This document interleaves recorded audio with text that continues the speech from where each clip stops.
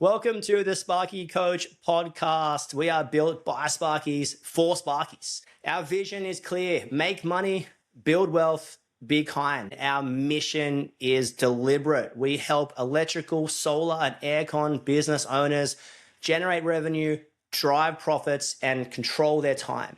If you would like to hear more about our program, please reach out. I'll chuck the link in the show notes and enjoy the podcast. We always hope it's beneficial for your business. We hope it cuts through noise and helps you understand what's important and what's non-negotiable. Thanks so much for all your support so far.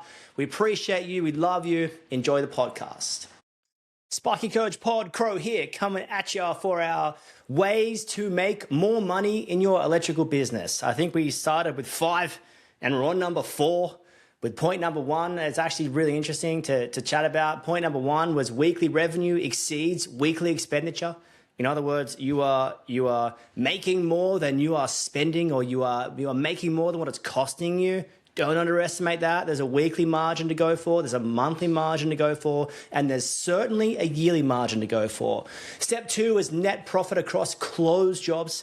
In other words, what are you left with after a job that starts or finishes this week? Now, do not overestimate, or underestimate, I should say, the importance of this. I sat with someone yesterday and their break-even rate was psycho. It was way too high. And it was, there's a market realm for that. I want to get into that later in the pod. And I sat with him and he's doing this switchboard job, and sat with him. We part of our program, we sit there and measure with people. And no matter how good you think you are at measuring, I promise you, without checking, you're not that good.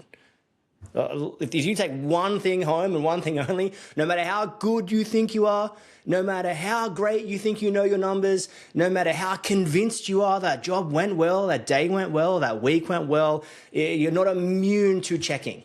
You're not immune to checking. Now, you don't do this in other areas of your life. You don't fit off the switchboard and then walk away and not test it. You don't fit off the PowerPoint and walk away and think she'll be right. You don't do that. Why? Because you are thorough. Why? Because you are organized. Why? Because you're better than that. And you understand how simply and easily a mistake can happen on site. No one is immune from mistakes on site. And that's the area you're trained in. So think about the office. Untrained, uneducated, unproductive, hopefully not, but sometimes, am I right? We gotta expect a lot out of ourselves in this zone. So sat with someone, switchboard, 7,200. And this is actually funny. I don't know if this is I don't want to name the job management system this guy was on, but it's certain job management software. It's very hard to extract a raw cost material, and it really shouldn't be that hard. He's like, oh, how much is the materials? And he's like, $3,500. Or that's with a margin. I'm like, is that a markup or a margin? I don't know. Okay. And he's, oh, no, it's $4,000. It's $4,000. And then he was relating to this. And then he's like, oh, it's a $4,500. And then I was like, with a margin or markup. And he's like, what's the difference? So I explained it to him. Holy crap. And he's like, no, it's $4,500 cost price. So we punched in the hours, and the job hits an 8% net profit. And he's like, oh my gosh, I didn't even factor in like what I had to do to win that job, a whole bunch of paperwork, a whole bunch of site meetings, a shutdown organization for 8% net profit, $23 profit per hour per person. This is the definition of psycho. If you scroll through the dictionary and looked up psycho, you're going to see this $7,200 quote for $23 an hour. It's crazy. So no matter how good you think you are, you're not that good. And I say this to encourage you. Net profit across ongoing jobs. So this is where we're stuck. We're in step 3, net profit across ongoing jobs. It's so hard to get a grip on an ongoing job, especially one that lasts not just 2 weeks, not just 3 weeks, one that lasts 3 months, 6 months, 9 months, 12 months, 24 months, one that's staged, one that you quote before you're actually completely aware of how the job is going to be handled by the client. So we've been in our 4th week of this, and I think I've spent so long on here because it's the easiest thing to get wrong and it's the hardest thing to correct. The easiest thing to get wrong is, oh, it's an 80 grand job, I'll send an 80 grand quote. 100 grand job, send a 100 grand quote. 200 grand job, send a 200 grand quote. It's the easiest thing to do tired, to do lazy, to do disorganized. Didn't quite get that final question answered. It's cool, I'll just send it. Bit of lack of TLC, you might say, and then you might pay for it. So you're wanting to please two people. I say this all the time. You're wanting to please two people when you win the quote. The current you that probably wants the work, wants the client, wants the staff to have great work to go to. There's a bit like, it's a cool thing to get a large job or an ongoing job. It actually feels good. And you want to feel good in the moment, of course you should. If you ever won a job and fist pump the air, of course you have. You ever won a job, got that phone call and be like, "Chika, yeah, baby, it's coming at you. We're back, baby." You know it. That is classic quote from old school Will Ferrell. What a time. Anyway, where was I? You know it. So it's like fist pump the air. You want to fist pump the air, yeah, 100% in the moment. You need to please that current person that you are in, that current business you're running. You also need to please yourself in the business 2 years down the track.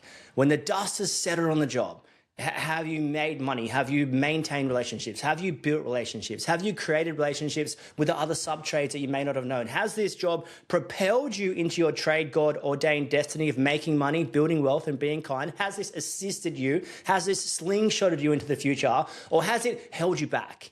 Has it stunted you? Has it stopped you? Has it fractured some relationships? Has it fractured some profit? Has it put you in some financial stress? And we want everything you do to throw you forward. Everything you do should be throwing you a little bit further forward. I'm growing my capacity. I'm making more money. I'm more aware of what I wasn't aware of. I'm getting better. I'm growing stronger. I'm looking forward, and I'm fulfilling my trade God ordained destiny of making money, building wealth, and being kind. That's what you want. You want every single job, every single day to push you further in. And sometimes these ongoing jobs can grab you by the heels and be dragging you back down to the depths of hell. And it's just not worth it. So I want to go through 12. That's right, you heard it, 12. I'll say it again, 12. I want to go through 12 things to consider before you take on an ongoing job. Number one, know your break-even rates. So your break-even rates are maybe the most critical thing to understand in your electrical, solar, aircon business, maybe your business. What does it cost to send people to work and to keep the lights on, basically? Metaphor and pun intended with the lights on. What does it cost you? And your break-even rate, you should know that, and you should know how to adjust and change it. I've said this before, I'll say it again. Our best performing clients can control their break-even rates as well as I can. They're well aware of how to adapt, adjust, chop, change, manufacture. I'm hesitant to say manipulate, but I'm going to say that word to sort of be like, hey, my break-even rate's currently here, but in 6 to 12 months' time, it will be here. It's currently here, but here's the 3 or 4 levers I can pull to bring it down. It's currently here, but that's not going to stay like that because I'm volunteering too much administration work. I'm volunteering too much time. It's going to move north. You need to know too north sucks for your overhead. You're too high, you lose too much money, you overquote the job because you need to overquote the job. Too low sucks too. You're probably on costing a whole bunch of your own time into the abyss and not getting paid for it. And it's very, very, very, very sketchy territory. So know your break-even rate. So I sat with someone, and it's very common for us to see a break-even rate, and people are, holy crap. I sat with someone yesterday, their break-even rate was their overhead per billable resource per hour was $85. This put a recovery rate at around $145 per hour. They were charging $150. So you've got two options here. You'd be like, wow, kick the wall and raise your rates. Oh, I got to get a 20% margin. My break-even rate is 140. Oh, I got to put 20% on top of that. That's going to put me at 165 or whatever that puts you at, right, in the margin calculation. So that's your knee-jerk reaction. Here is the result. Well, pow, kick it into the future. Now, you've also got a responsibility, I would say, to bring your break-even rate or bring your overhead costs or bring your recovery rate to a market level of normal. So in this case, I'm working with this guy. I'm saying, hey, you're currently at $85 an hour. Here's the 2 steps to put you at $47. And this is crazy. This is so much money per hour. If your break-even rate, if your overhead rate drops $10 per hour, right? $10 per hour. And you had a project that goes for a year, $10 an hour per person, I might say, and you had a tradie apprentice team on this. So if you can achieve your current break-even, your current overhead rate's 55 and you push it to 45. If it's 65, you push it to 55. If it's 47, you get it to 37. If you've got to know the steps, and there's an element where too low is too low.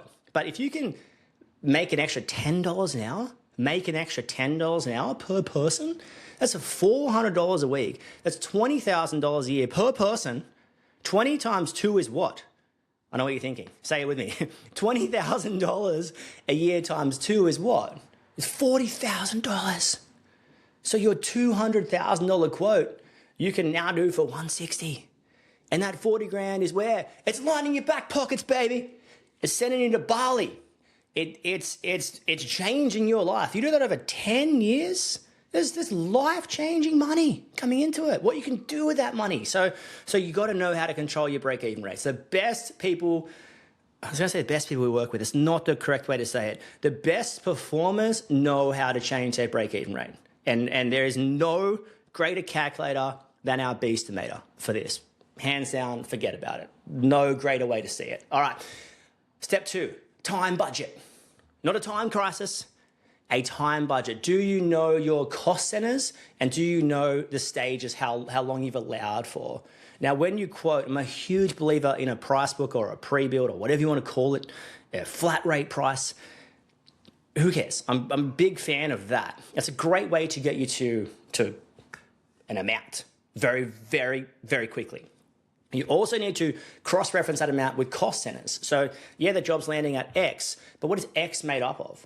And you go through and be like, okay, this stage is going to take this long, this stage this long, this stage this long. I've allowed this many hours at this many people with this overhead rate for this stage and this much material. So you need to know, you need to stage your job so you know if you're ever going over budget or not. One of the most common things you see people do is they get a job and they claim hard and claim early. And that's what you should be doing. If you can get money in the account, you should get money in the account. So after roughing, it's arguably the most glamorous stage of the job. You look at it, there's cables flying everywhere. Oh my gosh, you got so much work done in a week, in 2 weeks, in 4 weeks, in 8 weeks. Yeah, we're awesome. We're awesome.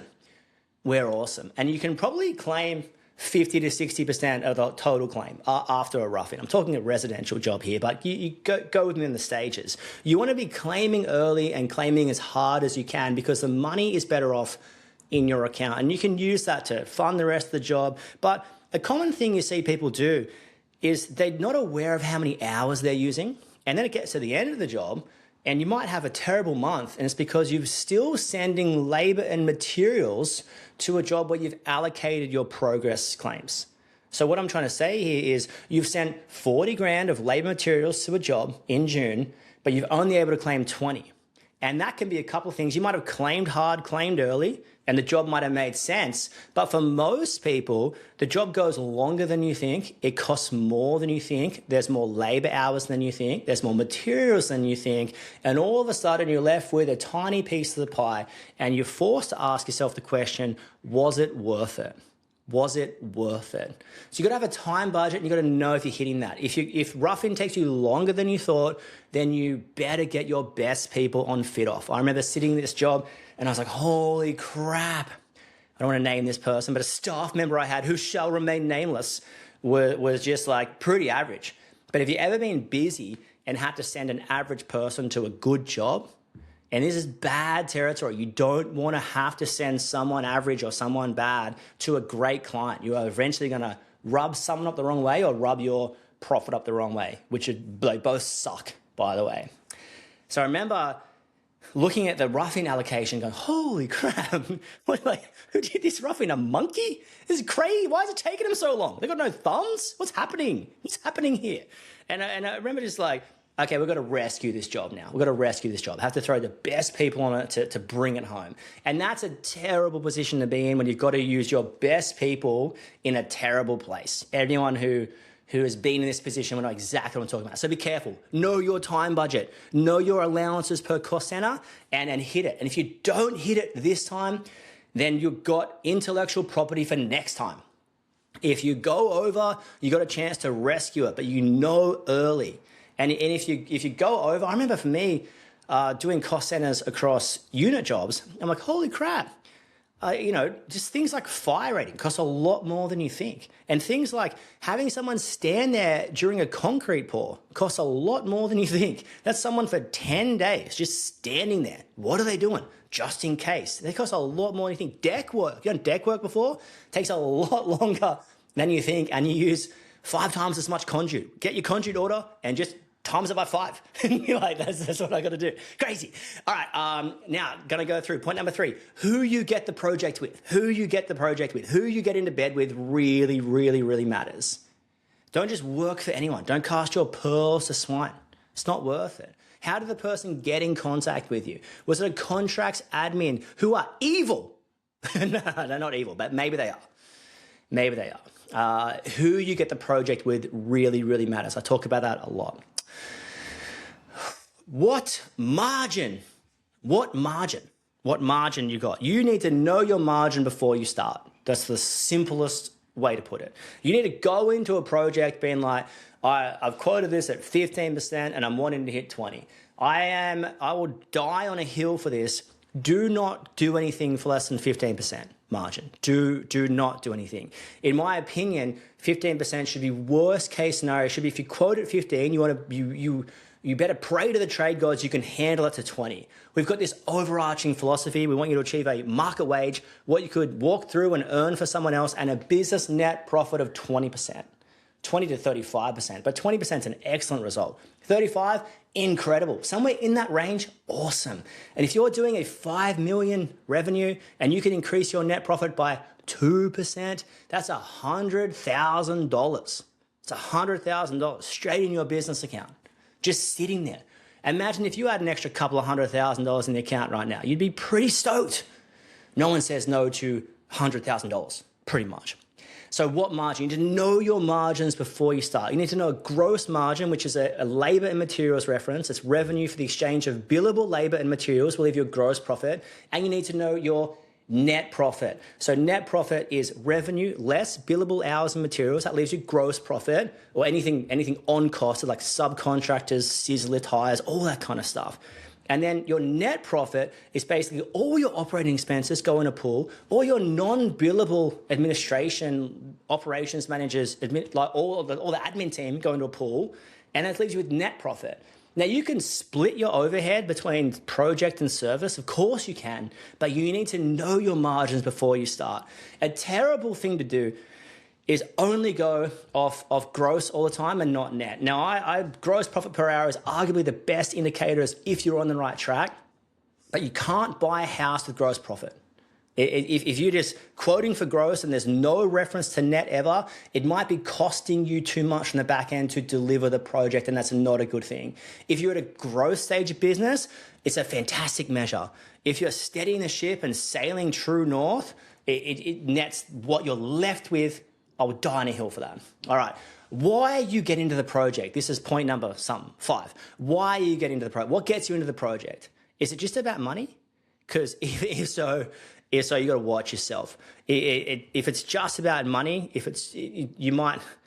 you need to be building relationships with clients, building relationships with staff members, training people up, retaining clients, retaining staff. You need to know why are you getting into this project? Do you need that? Is it a distraction? So typical example of a distraction, like why are you getting into this project? Let's say I was in the home automation space and I had 10 good builders. And all of a sudden I get this phone call and I was like, oh, hey, would you consider doing the electrical on this job too? And I'm like, oh yeah. So why am I getting into it? Because the opportunity presented itself. Was it the trade gods? Was it not? I'm not sure. I don't know. Is it a distraction away from what I'm good at? In let's say in this case, yes. Yes, it is. I'm not wanting to diversify into electrical. I don't have the team to handle electrical. So why am I getting into that project? It's because I don't want to let that person down, Or is there a deeper reason or meaning going on here? So just because you can do something doesn't mean you should do something. Another example, you're in electrical and you get offered aircon or solar and a whole bunch of work, but you don't have the capacity to do it. You don't have the buying power for the materials. So what's getting into it? Is it something you're going to pursue as a sole revenue stream? So we've just recently, we launched, most of you would have heard me talk about Sparky Admin. And it was an absolute train wreck. I'm not afraid to say that. We made a mistake. We looked at Sparky Coach, like all these people need admin help. Let's try and help them. And it was so hard to impossible to get into the nitty gritty. I'm a massive believer now that we're months down the track. It's what I always knew. You need an in-house admin. We can help and assist, get you admin ready, but physically doing your admin is an absolute nightmare as a business model. It's a nightmare. And what it was, I'm just trying to articulate it in my head, it was a distraction. Sparky Coach going well. All our members happy. Sparky Admin going not so well. Lots of things that could go wrong. So we actually just pulled the handbrake up and we're like, you know what, that's enough now. That's enough. We've had our market research, we've had trial. And I think back to myself, I'm like, why did we get into that? What was I thinking? Have you ever done that? What was I thinking? I teach this stuff and I still made this mistake. It's so easy to make mistakes. Double down on what you're good at and double down again. The Sir Mix-a-Lot, I want to get you home and double up, That's what you want to do. You want to double down on what you're good at. Double down. Why are you getting into the project? Is it just about money? Is it just about the workload? It's, we just need this work just to get us through this next season. Cool. Like, what about the next season after that? What are you going to do after that? What are you going to do when you get to the end of this? We're busy, but we're not profitable. You'd be better off going to the beach with everyone. Better off doing 3 days a week. So why you get into the project? Why get into this ongoing job? Why you need this job? Does your ego need to please? Does your insecurity need something to feed on? It's crazy. All right. Point number 6, site walkthroughs. Say it with me now. Say it slowly. Site walkthroughs. Site walkthroughs. Don't underestimate the power of some good project management, some good walkthroughs at some good times. When you do a site walkthrough, you got to ask some good questions. When you get the variations, send a bill on the spot from your iPad, from your computer, or go back to the office. Don't even go past Donut King. Straight to go, collect your $200. Send the invoice. Send the variations invoice. Send the quote. Get it approved. Don't delay that. Don't delay that. Variations are sent weekly at the absolute latest. Know the changes. Site walkthroughs save so much time. Are we working to the right revision? Is that wall getting built? Where is the plumber what's the plumber need? What does the aircon person need? What does the solar person need? What does the chippy need? How do we work in best? Are you ready? When is the cladding going on?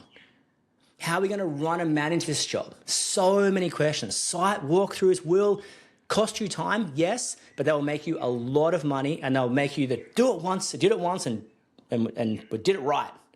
Now, on this site walkthrough, don't you dare do what I used to do. I remember when I first started the site walkthrough. It's a great idea, by the way. But you can have a great idea and you can implement it terribly. So I remember walking through with my friend Josh and his wife Carolyn, and we're walking through this duplex. And he's like, we've got this going over here, got this here. And I'm like, yep. And she's like, wow, Greg, wow, you're so impressive. You have a great memory. And I'm not writing anything down. I'm just watching this and going, yep, I remember that, I remember that, I remember that. At the end of the walkthrough, guess what I forgot? Probably pretty much everything. I'm like, this is a nightmare. If you walk through somewhere, take some spray paint, take ground plan, take some kind of app, take a bit of paper and pen, take your plans, make sure you get the answers and you write them down. And of those answers, work out what's a variation and send it across. Send it across. Everyone wants, no one wants a variation bill that's for $50,000. Yeah, unless it's all been approved in that time. 5 lots of $10,000, 10 lots of $5,000 hits a lot differently than 1 lot of $50,000. So site walkthroughs, get your variations in. All right, materials. This is a huge one. This is a huge one. This is a huge one. Can you get a better price? Now, most of you know how Sparky Coach work, how we work. I'm not all about hustling and hassling, but sometimes you can ask good questions. Is this the best price on this? hey, we got a cheaper price last time. Just ask the wholesaler, can you do a special price for this? Special price for you? Can you give me a project? Ask two wholesalers. Don't be scared to get a second opinion. Too many of us are just not able to compartmentalize that sometimes you need to get a second opinion. Sometimes your clients need to get a second opinion. They might need to get another quote. I was speaking to one of my best mates, Lily. I was speaking to Lily the other day, and she was saying that they got a quote for some plumbing on their house. I think it was $9,200. And they were like, I wasn't expecting that. That's crazy. Okay, sweet. Maybe it's true. Might just get a second opinion. Might make a phone call, get a second opinion. They called up someone else, got a second opinion, and it was $2,000. Now, in that one phone call, she saved $7,200. And what would you do in that instance? If you can get the same thing for $7,000 difference, $700 difference, $17,000 difference, what would you do in this situation? And I guarantee if you're buying your son or your daughter a bike and you can pay $1,000 for that bike or get the same bike for $500, you'll buy the $500 bike every day of the week. If it's the same, apples for apples, doesn't matter how well this person knows their ideal client, doesn't matter how well this person presents on social media, all that stuff is irrelevant. Price is a very important part of the job. Can you achieve a better price? Don't be scared to ask. Don't be scared to ask. Also, I'm not going to sit here and call the wholesalers dodgy because I don't think they are deliberately trying this, but a lot of times you get different prices for the same object on different days or from different people. You got to know your pricing back to front. You got to know, hey, I paid $40 for that last time. Why is it now $55? Hey, I paid $100 for that last time. Why is it all of a sudden now $120? These wholesaler people, I'm not saying they're deliberately coming at you, but it's very easy to make a mistake. So watch out for them. Watch out for them. And if you find a good wholesaler, oh my gosh, guys, look after and nurture that relationship. It is worth its weight in absolute gold. And maybe you can take it back to them. Hey, this is a project price. Hey, I've really stuffed this quote up. Can you help me out? You might have to have some big conversations, some hard conversations with some good people in your area. All right, point number seven, contractors. Use excellent contractors. Sometimes a lot of times, maybe 100% of the time, they are actually cheaper than employees. So yes, use some good subcontractors to chop you out for labor, all this kind of stuff. Build some good and big relationships with those around you, those companies around your area. Also, the contractors you use, whether it's level 2 or someone's dropping you something, I guess wholesalers to an extent, anyone providing you with a quote, maybe it's the intercom person for you, CCTV, whatever it is coming on top of you. Maybe it's the aircon person, maybe it's the solar person. Make sure you partner with excellent people that share your ethos, that are going to make you and your product and your company look better, not worse. So don't refer anyone that sucks. Don't work with anyone that sucks, because your reputation and your business can be tarnished if you do too much work with the wrong people. I see all these referral programs going around, and it's like, oh, I refer this plumber, he gives me $50. Cool, is he any good? Is he a dickhead? If he is, watch out. You just paid $50, you got paid $50 and you lost your reputation. Was it worth it? Crazy times. All right. This is almost 2 in 1.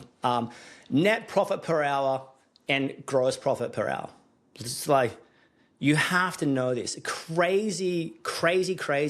If you're on a solar or aircon or smaller service job, you can achieve some really amazing gross and net profit per hour metrics. If you're on a project, it's typically, it might be halved or quartered.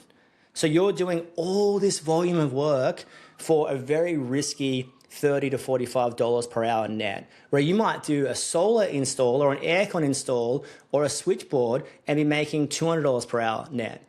You need to know these metrics. How you get it, you get your total net profit as an amount and divide it by how many hours the job took. And it gives you a net per hour per person, basically, or a gross profit per hour per person. You need to know your break-even rates, know how to control them, and know your net and gross per hour. It's in-depth detail, yes, but it's excellent. And you're like, You know what? I can't go less than that. I made $23, making $23 per hour per person. This is psycho. This is too cheap. This is not good enough. I got to watch myself. I got to check myself before I rickety wreck myself. I've got third-party options in here, but I kind of covered that with contractors. Basically, anyone that comes through your company, comes under your umbrella, you needs to be excellent. You have to work with excellent people so your product looks excellent, so you can retain and build long-term clients and attract the right kind of clients into your future. I'll end with this, and it is the most subjective one of all. At least your gross profit and net profit per hour have a metric. At least your break-even rate has a metric. At least your cost centers have a metric of what you're trying to achieve. At least your margin has a metric. At least your materials has an amount. What has no amount, what is incredibly subjective, quality of hours. What was the quality of the hours that went into the project? Projects should be one person running it, same crew, there until there's nothing else to do, consecutive days, no breaks, full days. One person running it. We're there full days. We're not sending anyone off at 2 o'clock. We're not getting there late. We're not leaving in the middle of the day for a switchboard quote. Full day, consecutive days. We're not going Monday, Tuesday, Wednesday, taking a couple of days off, then back Monday, Tuesday, then taking a couple of days off, then back Friday, Monday. We're not doing that. Same crew, consecutive days, full days, someone's in charge. I cannot stress you, it's quality of hours. When you hand the job from Billy to Ben to Steve-O to Jimmy, there's going to be mistakes. There's going to be double handling. When Jimmy's unaware, Steve has claimed those variations, when Jimmy's had that walkthrough with the builder, when Steve's had that walkthrough around the same thing, but it's changed a little bit, when Ben's working to the wrong revision of plans, when Ben's working with 2 apprentices that might as well be potatoes, quality of hours. Now, the best way to sum up quality of hours is, let's say, me and you are weapon tradies sent down from heaven. Trade got appointed. We're absolute weapons. We're there full days, and we're there for like 5 days in a row, full days, consecutive days, like I said, and we're just weapons. We've got all the plans. We've had all the walkthroughs. We've got all the gear on site, and we're just pound for pound hammering it out. That's a very, very quality 80 hours because we've got weapons that are organized, diligent, and we're going for it. That's a quality 80 hours. Now, what about a lack of quality 8 hours? We may go to a quote in Monday morning, turn up at 9:30 with no materials, no idea what's happening. And we're like, oh, cool, yeah, what are you thinking? Oh, yeah, okay, cool. Sweet, yeah, we'll go to the wholesale, get the gear, we'll come back, it's 2 o'clock. Oh, I got that call out this afternoon. You're going to go to that call out. Oh, actually, we need to come the next day to this call out because it was like, I couldn't quite fix it. So now I've got to go run some cables. I've got to put a new RCBO on for a spa circuit. Oh, actually, we've got to go to our other client across here now. Got to go check that out. I'm back at the job at 1 o'clock the next day, do a couple of hours, go home, get a full day in Wednesday, but I was working to the wrong plans. I didn't have the materials. I haven't ordered that stuff. The next day I turn up, there's no wall built because I didn't talk to the builder about it. And now I've worked 80 hours, but it's been of an incredible low quality. You hear what I'm saying here? Quality of hours. No net profit, gross profit, no accountant, no one can measure this. No one can measure this. You can't even measure this. This is a subjective amount you're applying, but you have to look at it. What was the quality? Quality of hours, quality of people. Quality of people. Hourly rate's such an interesting way to work. If I'm twice as good as you, let's say I'm twice as good as you, which is probably true. let's say I'm twice as good as you on a rough it. And I'm $200 an hour and you're $100 an hour. And we're the same price. Can you see that? Because I'm going to get this done in 1 day and that's $1,600, but I'm twice as good. So you're going to get it done in 2 days. That's 16 hours times 100. That's $1,600. Same amount, same amount, same amount. Different quality of hours, different quality of hours, different person doing it. So work with the best people, get them organized. Quoted projects, ongoing jobs, whether it's commercial, industrial, residential, doesn't matter. They're the easiest thing to get wrong, and they're the hardest thing to correct when it starts to go downhill. The easiest thing to get right sometimes if you're organized, and it's the easiest thing to get wrong too, with wrong handling, wrong crew, wrong materials, wrong plans, all this kind of stuff. You got to watch yourself. You got to watch yourself. You got to watch yourself. Can't wait for step 4, labor efficiency. What a time to be alive. So good. I actually, since building our app, I've got some really good thoughts about this. That podcast will come out next, so look out for that. But be careful on your ongoing jobs. Don't be scared. Don't be scared. Be careful. Be prepared and be organized. Be diligent and stay safe out there. We're always here to chat if you need to. Thanks for hanging out. See ya. That's a wrap on another episode of the Sparky Coach podcast. We hope you enjoyed it. It would mean a lot to us if you could like and subscribe on YouTube and Spotify and leave a comment if you think that pleases the electrical gods. And we hope this episode and all our episodes propel you in your trade God ordained destiny of making money, building wealth, and being kind. Thanks so much for all your support. See you guys soon.